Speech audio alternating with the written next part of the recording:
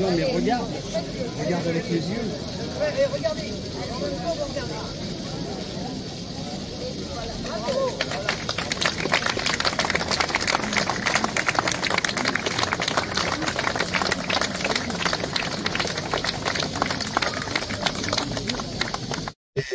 En espérant que la sono soit pas trop capricieuse, je voudrais, au nom de la ville de Dole, donc saluer la présence de Madame la Ministre, déléguée en charge de la ruralité, et qui, malgré son emploi du temps chargé, voilà, nous fait l'honneur d'être avec nous ce samedi soir. J'imagine que l'emploi du temps aussi de Monsieur le sous-préfet était chargé, mais il est avec nous. De même pour Monsieur le député. Donc, comme j'ai expliqué, voilà, Monseigneur d'Ornelas, archevêque de Rennes, Dole et Saint-Malo, ne peut pas être parmi nous. Je salue aussi la présence de Monsieur donc, le vice-président du Conseil régional de Bretagne, de Madame Toutan, conseillère départementale, des élus de la ville de Dole, des élus des communes environnantes. Et je suis sensible à votre présence nombreuse. Je n'oublie pas les membres du conseil municipal des jeunes. Voilà, la relève est assurée. Je salue aussi les représentants des autorités civiles, militaires et religieuses, les représentants de toutes les entreprises qui, durant plusieurs mois, ont œuvré avec engagement pour faire naître ce nouvel espace, déjà apprécié du plus grand nombre. Je salue aussi, mesdames et messieurs, les représentants de la vie associative, si dynamique et si précieuse à Dole de Bretagne, et, mesdames et messieurs, les membres de la chorale éphémère, dont l'énergie, la conviction, et il faut bien le dire, un certain sens de l'effort, nous ont offert un résultat aussi réjouissant qu'impressionnant. Et puis, vous tous réunis, mesdames, messieurs, chers enfants. C'est avec une grande fierté et aussi une certaine émotion que je m'adresse donc à vous pour inaugurer la nouvelle place de la cathédrale, au cœur de notre belle ville de Dole de Bretagne. Cette inauguration revêt une dimension toute particulière, car elle marque non seulement l'achèvement de la requalification de l'espace public qui entoure la cathédrale, mais aussi la fin d'un autre chantier d'envergure, celui de la rénovation complète des toitures hautes de la cathédrale Saint-Samson. Pendant 6 années, ce bâtiment classé au titre des monuments historiques a bénéficié d'un travail patient, méticuleux, à la hauteur de son importance patrimoniale et symbolique. Aujourd'hui, c'est l'ensemble du site qui se trouve valorisé, restauré, magnifié. Depuis plusieurs mois, chacun a pu observer l'évolution de ces transformations. Chacun a pu, peu à peu, se réapproprier ce lieu emblématique, repensé dans un esprit de partage, de calme et d'ouverture. Le parti pris de cette rénovation est assumé. Il s'est agi de repenser l'équilibre entre circulation motorisée et qualité de vie, en limitant la place de la voiture aux abords immédiats du monument. Cette décision forte, mûrement réfléchie, vise à offrir un cadre de vie plus apaisé, plus harmonieux, mais aussi à révéler pleinement la majesté de notre cathédrale, désormais protégée pour de nombreuses années. Dans ce projet, un soin tout particulier a été apporté à la qualité des matériaux. Nous avons fait le choix, audacieux et assumé, d'utiliser du granit breton. Alors ça pourrait paraître évident, mais ce choix représentait un surcoût de près de 200 000 €. Mais c'est un investissement que nous avons considéré comme évident et essentiel, car ici la pierre ne se contente pas d'être un support, elle dialogue avec l'histoire, elle affirme un ancrage, elle donne à l'ensemble sa profondeur et sa dignité, elle affirme encore un peu plus son identité régionale. L'un des enjeux majeurs de cette rénovation était de ne pas tomber dans l'écueil d'un aménagement trop minéral, trop rigide. Il fallait éviter toute forme de monotonie, de froideur et lutter contre une ambiance qui aurait pu sembler un peu terne. Merci à vous, Madame Romani. Alors, qui est présente, j'ai salué tout à l'heure. Madame Romani, voilà, Venez à côté de moi et puis je vous avais pas prévenu que vous seriez donc Madame Romani, c'est l'architecte paysagiste hein, qui nous a aidés. Voilà, vous pouvez l'applaudir s'il vous plaît. Elle est accompagnée de Julia, sa collaboratrice, qui nous a aidés à concevoir ce lieu comme un espace vivant, contrasté, où la nature a toute sa place. Arbres, massifs, parterres fleuris ont été parsemés avec soin pour offrir à la fois fraîcheur, diversité et beauté au fil des saisons. Mais c'est surtout le square qui vient ici jouer un rôle central, par sa végétation généreuse, par ses zones ombragées, et surtout grâce à la présence de l'eau en mouvement. Il apporte cette touche de verdure, de fraîcheur et de poésie qui manquait sans doute autrefois. L'eau ici n'est pas qu'un élément décoratif, elle est porteuse de sens. Elle entre en résonance avec l'histoire locale. Rappelons que Saint-Sanson, figure fondatrice de la cité d'Auloise, serait arrivée ici par la mer, en barque, d'ailleurs présente, hein, vous le savez bien. L'eau fait donc écho à cet épisode fondateur et prolonge en quelque sorte ce lien ancien entre la ville, la nature et le sacré. De même, dans la tradition chrétienne, comme dans bien d'autres spiritualités à travers le monde, l'eau est porteuse d'une symbolique forte, universelle, qui traverse les siècles et les cultures, puisqu'elle est à la fois purificatrice, source de vie et signe de renouveau. Elle nous relie à l'essentiel, au vivant, à ce qui unit les êtres humains, au-delà de leurs différences.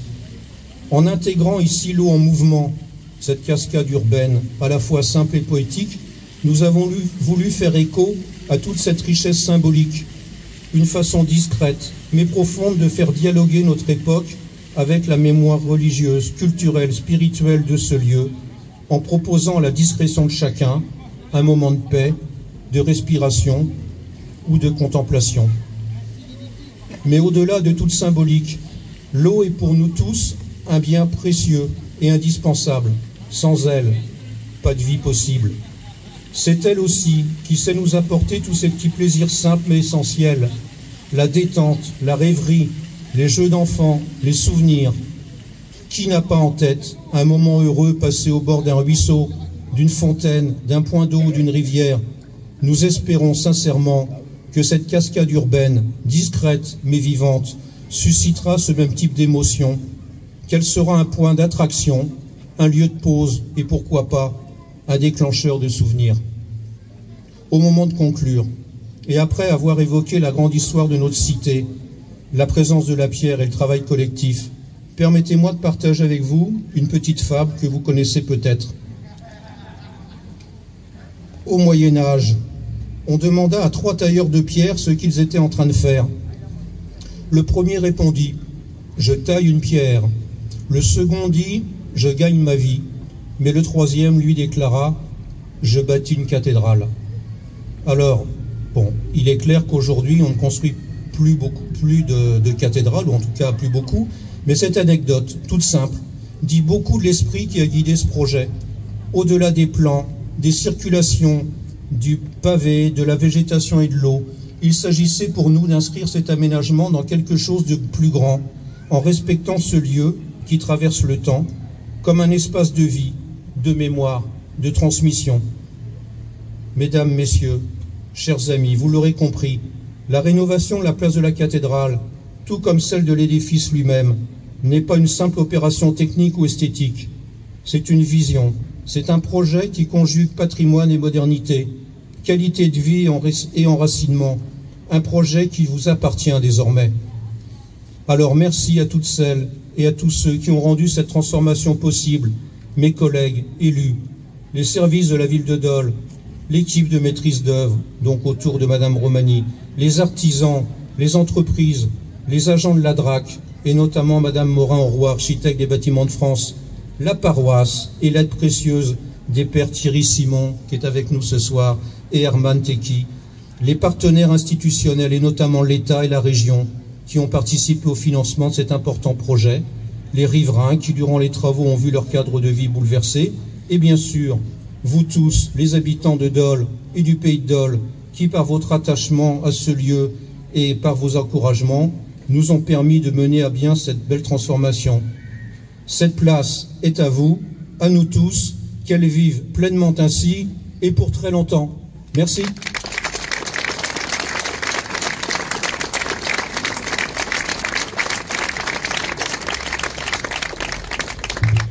Monsieur le vice-président de la région Bretagne, voilà, je pense que ce projet on en est persuadé, puisque vous allez nous expliquer qu'il a été accompagné par un appel à projet de la région, et c'est avec plaisir que je vous donne la parole ce soir.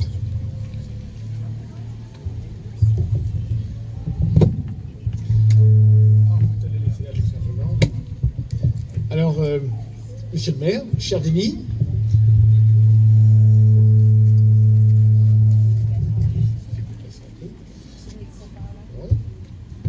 madame la ministre, chère Françoise, monsieur le député, cher Jean-Luc, collègue agriculteur, puisque nous sommes tous les deux éleveurs, c'est les liens qui unissent, monsieur le sous-préfet, madame l'architecte, j'ai vu la conseillère départementale, les élus du territoire, le conseil municipal, cher Delois, bonjour à tous, ceux que je n'aurais pas salués.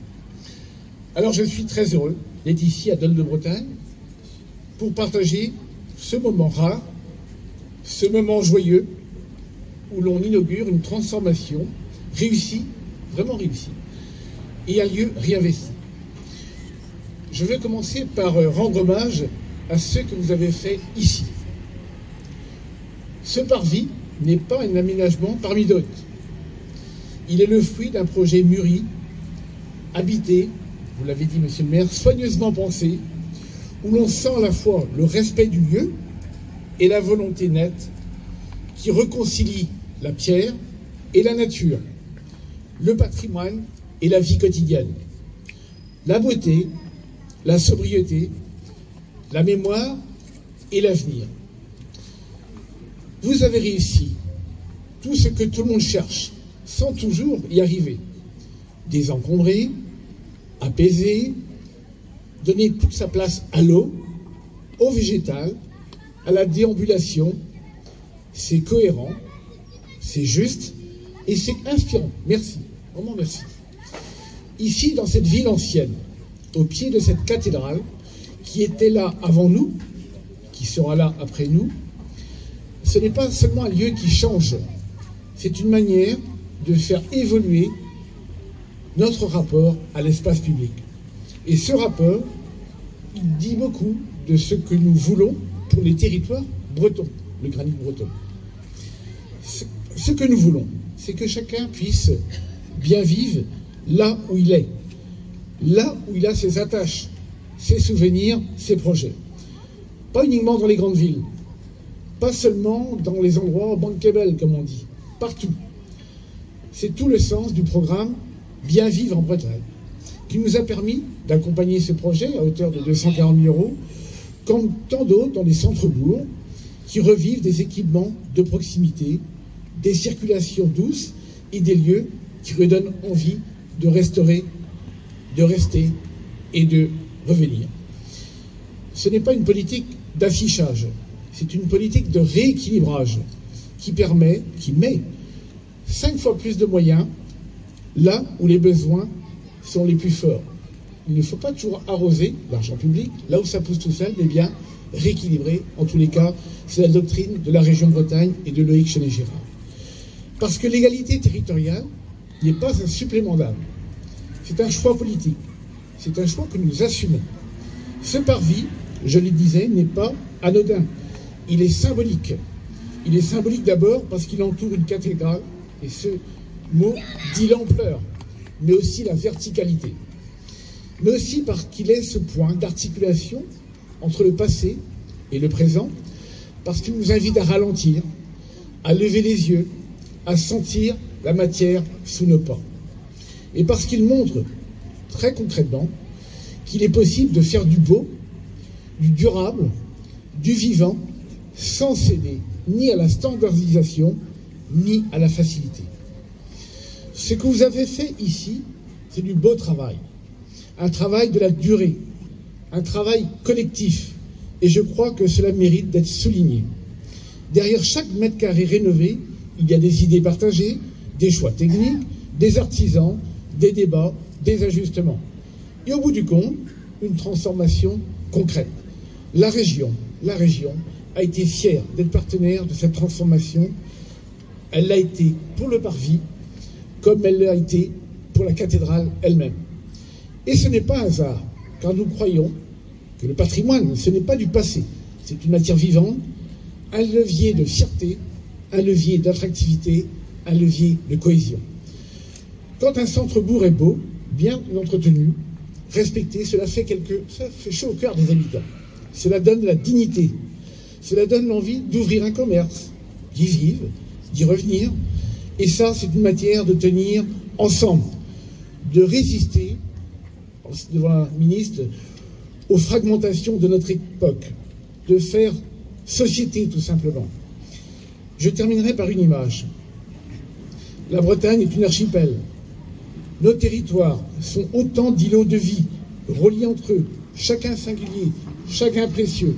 Ce maillage des villes moyennes fait la qualité de la vie bretonne. Ailleurs, c'est une métropole, et parfois le vide. Pas ici, pas nous. Il faut le cultiver. Dol de Bretagne et ses îlots, avec son histoire propre, sa beauté singulière, son rayonnement, au-delà même du pays de Dol. Alors, à vous, à toutes celles qui ont porté ce projet, je veux dire un mot simple et sincère. Merci. Et à cette place, à cette cathédrale, à cette ville, je veux souhaiter une chose, qu'elle soit longtemps aimée, traversée, habitée et vivante. Merci de votre écoute.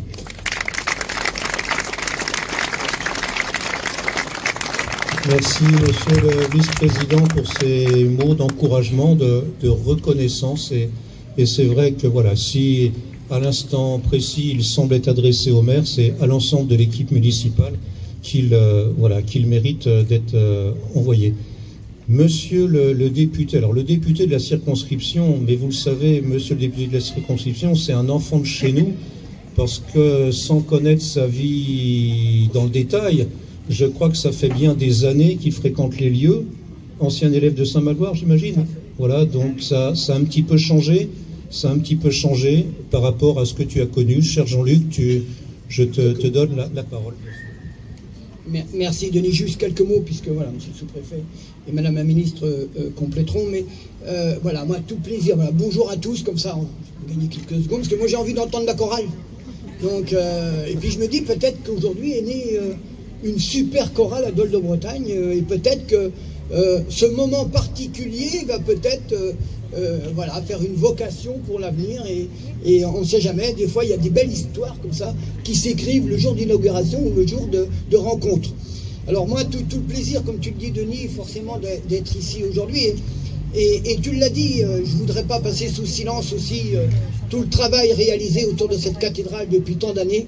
On le dit bien souvent, ça se voit pas beaucoup et ça coûte cher, et parce que à chaque fois c'est des montants très élevés, mais c'est tellement important de maintenir notre patrimoine, et on le sait ici, tous ceux qui y habitent savent l'importance de ce lieu. Il n'y a pas de touristes, il n'y a pas d'ailleurs de locaux qui, lorsqu'ils viennent se promener, font un tour à la cathédrale. Tout le monde parle de la cathédrale. C'est certainement le lieu le plus fréquenté de Dol et de ses alentours. Et moi, je trouve, pour avoir fréquenté, comme tu dis, je tiens à saluer franchement tout le travail qui a été fait, parce que voilà, cette place, elle méritait d'être mise en valeur, même si on avait nos habitudes, mais et que des fois, changer les habitudes, vous savez bien, c'est toujours compliqué. Mais là, quand on voit le résultat, on ne peut être que fier de tout le travail réalisé. Et le dernier petit mot est aussi pour ce côté local, c'est-à-dire, Denis, d'avoir fait attention et d'avoir essayé, parce que c'est pas toujours évident, hein, on peut pas toujours choisir, mais d'avoir essayé de faire, voilà, de prendre des matériaux, on va dire, de notre région, d'avoir, et je le sais, puisque pour avoir vu les ouvriers travailler, d'avoir fait travailler aussi des entreprises de chez nous. C'est important de le dire, parce que je pense que ces personnes qui ont travaillé ici, qui ont passé des jours et des semaines, puisque ça a duré un certain temps, seront certainement fiers dans l'avenir de dire j'y étais, j'ai participé, j'ai posé les pavés, j'ai posé les plantations et autres, et moi je sais toute l'importance quand on habite un territoire, d'avoir participé aussi à son embellissement et on va dire à sa richesse. Donc voilà le message que je voulais aussi donner. Merci, merci à tous ceux qui se sont investis pour rendre ce lieu, il était déjà magnifique, mais là il est encore plus magnifique. Merci à vous.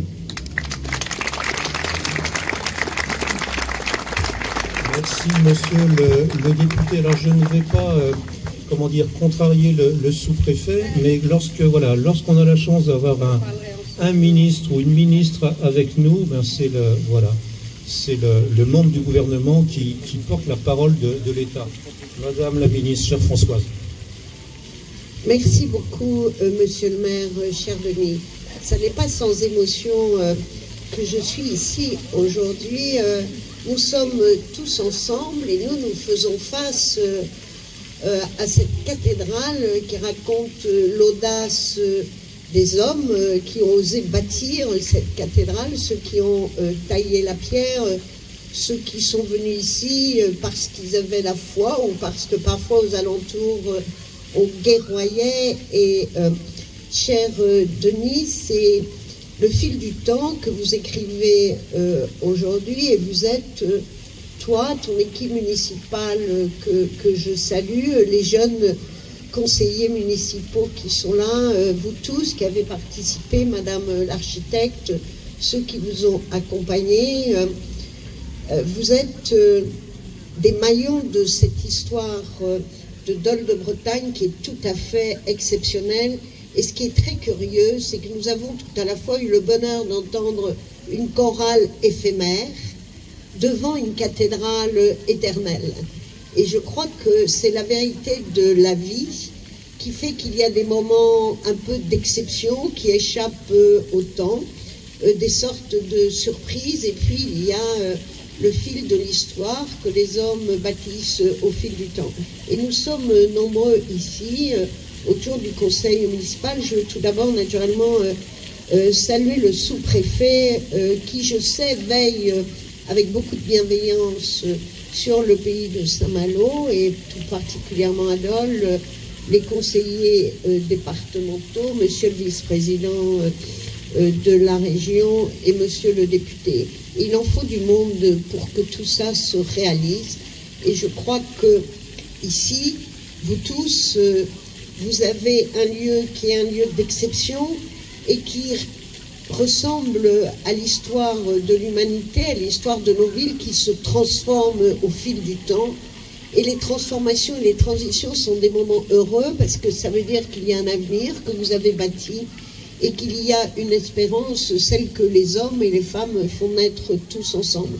Et conjuguer ce poids de l'histoire qui fait de Dole une pépite, non seulement une pépite de Bretagne, une pépite du réseau des petites cités de caractère, cher Denis, mais une pépite de l'histoire de France, conjuguer ce patrimoine exceptionnel, remarquable, imposant, qui peut impressionner, c'est le cas, mais qui renvoie aussi, qu'on ait la foi ou pas, à la fois beaucoup d'humilité, qui nous élève tous, et conjuguer avec ici ce chemin qui conduit au cœur de la ville, avec de la verdure et avec de l'eau. C'est juste extrêmement réussi parce que ça n'est pas qu'un espace qu'on regarde, c'est un espace que l'on emprunte, où vous allez partager des choses et qui va être votre quotidien. Et je crois que quel que soit l'endroit que l'on habite, et moi qui suis, tu l'as dit, Denis, en charge de la ruralité, j'ai le bonheur de traverser la France. J'ai fait un tour de France. Je suis allée dans 42 départements et partout, j'ai vu des pépites, des choses exceptionnelles qui me font dire que la ruralité, qui représente 88% des communes de France, ce sont des lieux de vie, des lieux de bonheur et des lieux qui conjuguent la sérénité de nos racines et cet attachement qui a forgé notre histoire, qui a forgé l'histoire de nos villes, mais qui a forgé chacun d'entre nous. Quelqu'un qui habite à Dole a une identité particulière, un Breton a une identité particulière à côté de quelqu'un de la Corrèze et de la Lozère. C'est ça que nous avons en partage, et je crois que notre passé nous aide à construire notre avenir avec confiance, un peu comme en montagne où nous avons des points d'appui pour aller plus haut et plus loin, et c'est ce que vous avez fait Et je suis vraiment heureuse d'être là parce que je crois que ce lieu est extrêmement symbolique de la continuité du temps, de l'audace que nous pouvons avoir et de ce que nous sommes capables de faire, y compris avec ce matériau d'exception, la Bretagne qui vous donne tout votre caractère et votre solidité. Merci à tous et merci à la chorale. J'espère, cher Denis, que nous sommes restés dans le temps pour que nous ayons à nouveau le plaisir d'entourer cet espace de beaucoup d'émotions et de beaucoup de chants. Merci, merci vraiment, bravo et soyez heureux et fiers d'être de Dole et de vivre à Dole. Merci à vous tous. Merci Madame la Ministre Françoise pour ces propos inspirants pour ton action quotidienne au bénéfice de la ruralité. Alors si Jeanne peut me faire un signe me faisant penser qu'il est possible, voilà, vous allez avoir une double récompense, hein, celle dans un premier temps normalement de pouvoir bénéficier d'une reprise d'un des 3 chants de la chorale éphémère. Et puis dans le mouvement, on va ouvrir le cocktail et nous pourrons ensemble grignoter quelque chose, se désaltérer ou en tout cas partager un verre. Voilà, merci à vous de votre présence. Donc on essaye de la manière la plus simple, la plus rapide et la plus respectueuse de se diriger vers l'endroit où tout à l'heure la chorale s'est produite. Et puis la soirée continue, donc je l'ai dit, le cocktail va commencer. Dans quelques instants, la troupe déambulnose viendra un petit peu nous inciter à nous dégourdir les jambes. Et puis si vous avez le temps, un pique-nique sera partageable et partagé sur cet endroit. Merci à vous et voilà, on essaye de faire les choses de la manière la plus simple possible.